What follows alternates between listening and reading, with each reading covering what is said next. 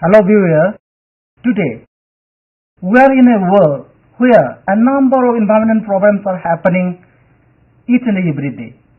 The need of the hour is we need to understand, we need to aware about what are the environmental problems.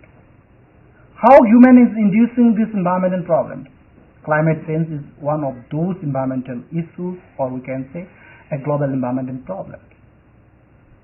Today, to discuss one of those issues, we are having two experts, Professor Jaswant Sokhi of School of Science, Indira Gandhi National Open University. I welcome you, madam. Thank you very much. And Miss Anjali Kumari, this is scholar. So, viewers, we need to relook into how human-induced environmental problem will happen. After looking into that thing, and we will be able to aware about the exact causes of those issues and how is it possible to limit those issues. Whether we will be able to mitigate it or we will be able to stop it. So, in this context, I would like to request Professor Jaswant Sokhi. Nowadays, we are talking about different level of carbon dioxide presence in the atmosphere. How it is happening? All of us are aware, if we know and if we are very conscious of that, we find that year by year the temperatures are changing, the climate patterns are changing all over the world.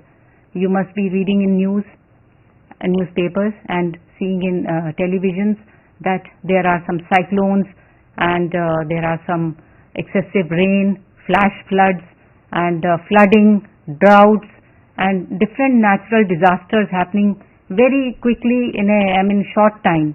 And if you look back, these things were very, very rare. But now you find there is extreme snowfall in some places, there is water scarcity in some places, there is flooding of urban areas, there is different kinds of environmental hazards are happening, and it is posing a lot of challenge to the survival of not only human beings and also the different life forms. If human beings, as you know, we began civilization as hunter and gatherers. Yes. And if we see the caves, etc., it has been the nature of human beings to record what the human beings saw. They started making some figures with their hands, whatever materials were there in the caves or wherever they were. So they also depict various kinds of concerns at that time. Similarly, when we come to industrial revolution time, when considerable body of knowledge of science had developed, and the curiosity and the inquisitiveness of human beings wanted them to see what can be done with the help of technology and industrialization. So in that case, it started the rampant use of the natural resources. So now records are available, and some scientific studies have been made that show how the carbon dioxide level from the industrial revolution, that is about 1800 AD to till date, how this carbon dioxide levels have changed. So just to give you 2 or 3 figures, you may see how the difference have changed, the level of carbon dioxide. In 1800, carbon dioxide was 290 ppm, and then in 1988 it became 350, from 290 to 350, and presently it is 430. So you can imagine it has increased from 290 to 430 presently. And applying the scientific tools now by simulations, etc., and computer modelings, etc., the scientists say that very soon in 2030, this level can go up to 450. Okay, now this level is going up to 450. How does it concern us? Carbon dioxide is a molecule. We all know that it traps lots of energy in it. So these are mini heaters. These carbon dioxide molecules are more in the atmosphere, more everywhere, so they will trap more of energy, store energy. So these are there in the atmosphere all over. So they will not let the energy go out, but it will remain inside the whole atmosphere. Exactly. So the whole thing starts getting heated up. So as you know, lots of reactions are taking place. So that affects the metabolism of plants, the physical processes. There is more of evaporation, transpiration, lots of rains, the patterns have changed, lot of energy is there. So this is causing a lot of imbalance in the whole biosphere. Yes. So how the level of carbon dioxide in the atmosphere is affecting the carbon cycle? Increased level of carbon dioxide is very dangerous to us, and it is affecting the carbon cycle also, because there is a balance in carbon cycle between sink and source. Sink is where carbon is stored in the different reservoirs in our earth system. But there is imbalance due to the increased level of carbon dioxide. The level of source is increasing and the level of sink is decreasing, and this imbalance causes various climatic effect on our climate, our weather and our air quality. So we have to think about how we have to mitigate this increasing level of carbon dioxide. Just to put it in a very, descriptive manner, there is something like a balance. Yeah. You weigh. Yeah. So when That it is both the things are okay. Secretion or emission of carbon dioxide and absorption, when they are there, the balance will be straight. And when this thing one side increases, it will tilt. What are the major mitigation efforts? When scientists came to know that our Earth's temperature is increasing from 1.5 to increasing 1 degree greater than pre-industrialization Earth's temperature. So UN has established a UNFCCC, and they started to aware different countries, and they bind the setup a temperature limit that is 1.5 degrees Celsius. And other different mitigation approaches was to go through different CCS approach, that is carbon capture and sequestration. This is a very natural approach in which plants can capture carbon dioxide from environment, from air, and is captured in its biomass by the process of photosynthesis. This is a very natural and safe process. So we have to mitigate the increased level of carbon dioxide by this approach, carbon sequestration. Generally, carbon sequestration are of two types, that is one natural, in which carbon is stored in the plants as a biomass, and in soil as soil organic form and soil inorganic form. But as we know that level is increasing day by day, so some man-made approaches is also going to adapt to sequester atmospheric carbon dioxide to control its level. Yeah, so lots of geoengineering technologies are being developed and various experimentations are happening. So one way is the natural way, utilizing the process of photosynthesis, that the plants can take in lot of carbon dioxide inside them, and then they can store it for some time and convert it into something very useful for other life forms. So that is one way. So taking that principle in mind, there is lot of planting of plants, afforestation. Yes. So nowadays you must be reading in newspapers, all the schools, different resident welfare associations and different organizations are promoting this afforestation or planting of trees in a big way. Not only that, they're going further, they are looking into it that what kind of trees or plants will be suitable for a particular place. Yes, ma'am. So it is also very important to take the geology and the geographic parameters into account, the kind of soil, the kind of air available in that place, the temperature, the humidity, etc. Because what the conditions are at the equator may be different from, will be different as you go higher up in the altitude towards the pole. So it may be much cooler, the temperature will be lower, the kinds of plants will be different, and if you go in on side the hill, it will be different at the base of the hill and at the top of the hill. Not only the plants, the kinds of the animals residing in that place will also differ. The plants are not alone. In one tree itself, it's a big, it's a world in itself. Many species of birds, insects, animals are residing on that. So if one plant is not there, it is cut by deforestation. So not only we are destroying a source of carbon sequestering, natural source of carbon sequestering or carbon fixation, but we are also depriving or disturbing the whole life forms, the animals, birds supported by the plants.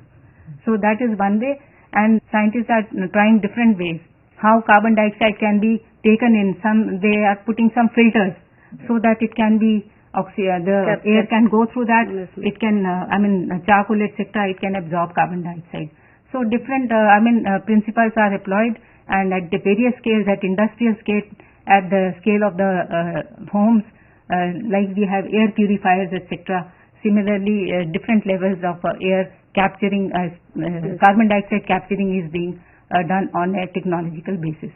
Climate change mitigation is a demand of current situation, because our air, our environment is getting worse day by day. So we have to adapt different types of mitigation approach.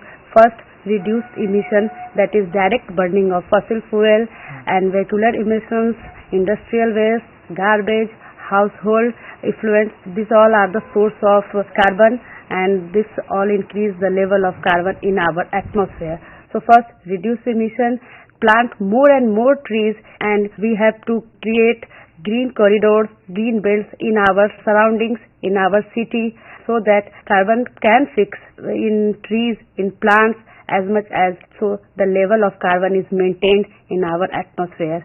Other, we have to enhance, or we have to explore some new things which can be useful to capture the increased level of carbon dioxide from our atmosphere. These are some mitigation approaches so that we can control the increasing level of global warming, which is harmful for our planet. Recently, there was a report that carbon dioxide can be put into a liquid form. Yeah. Then that liquid can be put under the rocks. So that by that way, a lot of carbon dioxide will go in. Yes, Not ma'am. only the rocks, it can go in the soil, etc. So this geoengineering and personal quest and personal applications are also happening. You imagine anything, put into action, make a system, and see the result. Very true. There are very vast reservoirs, natural vast reservoirs in our ecosystem. As I have said earlier, and ma'am also said, that carbon exists in the atmosphere, in oceans, soil, rocks, fossil fuels, and living organisms as well. So there are different type of reservoirs, and the carbon is continuously moving through these, within and between these reservoirs. The main reservoirs are atmosphere, that is in our air. Second, which include plants, living organism, and soil. Third, the hydrosphere, that is the vast reservoir, that is oceans. And after that, we have one reservoir, that is lithosphere. These reservoirs, the carbon is continuously moving in these reservoirs, and this reservoir helps to balance the level of carbon in our atmosphere. But due to the unbalancing of carbon cycle by anthropogenic activities, that is due to man-made interference, the balance of these reservoirs is disturbing. So we have to keep these reservoirs intact by stopping the man-made activities. It may be pertinent to discuss the institutions which are playing a role at the global level to mitigate and make people aware about the problem of carbon dioxide or the carbon gases.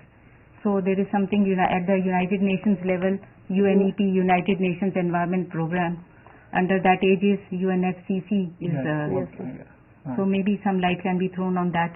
And as before I hand it over to you, another thing is, in our country also there is Ministry of Environment and Forest.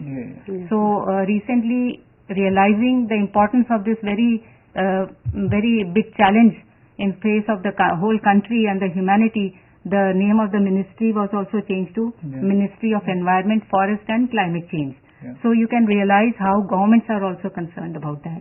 Maybe you would like to say something about the researches being done all over the world in this area of carbon sequestration and the institutions involved in that. Madam, if we look into the global efforts of mitigating global climate change, UNFCCC, IPCC, their different reports are best example what we have seen. And if I'm not wrong, that was in 2007. UNFCCC was given Nobel Peace Prize. Yes. So that is how we are gaining from our human this efforts to mitigate all these things. Not only that, in every university and across the globe, research institutions, they are working on that, studying the different this level of carbon content, local level, and different ecosystem and different technology, like you talk about agroforestry, how we have to do. Not only that, how to capture the carbon, that is one side. Other side, what we can talk is, even if we look into some of the human initiative is, the point here is we need to reduce or we need to change our own lifestyle. Yes. Because we are in an environment, we are in a situation where the human are thinking of consumptive lifestyle from the last, you may say last 1 century. And even in India, if you look into the sudden change in lifestyle is, you have seen after 1970s. So that is reason urbanization is one of the key important factors that is directly affecting to the climate change. Yeah, and I think it's a time to go to renewables. Yeah. Like we are using fossil fuels in a big way. So now there is talk of using wind energy, tidal energy, geothermal energy, solar energy. Yes, ma'am. So that dimension is also coming up and is being tried. There are some reports that say that Himalayan glaciers are not shrinking, and some journalists are also making the noise that journalists should not portray global warming as a morality tale. There are, it's not a situation is black and white. It is not that something happened. Because if you start saying the same thing in the media again and again, we will start believing that. But be a informed and conscious citizen and make your own assessment. Then there are other people also say, who are very environmental conscious, that we should not think that global warming is an obsession. And last and above all, some researchers have shown that the greenhouse theory is not that critical, but everything is happening because of solar activity. So all these kinds of different views are should be taken into account, and also we should not close our eyes to the vast data available with us, and just be an informed person, educated person, and just make your own assessment whether global warming is taking place and what we are doing in that. Yeah, with this I would like to say that whatever is happening, we need to understand the global carbon cycle, general and local carbon cycle. In particular, let us try to change our consumptive lifestyle. With these few words, I again thank you, Professor Bhushan Chokshi and Ms. Anjali Kumari. Thank you, sir.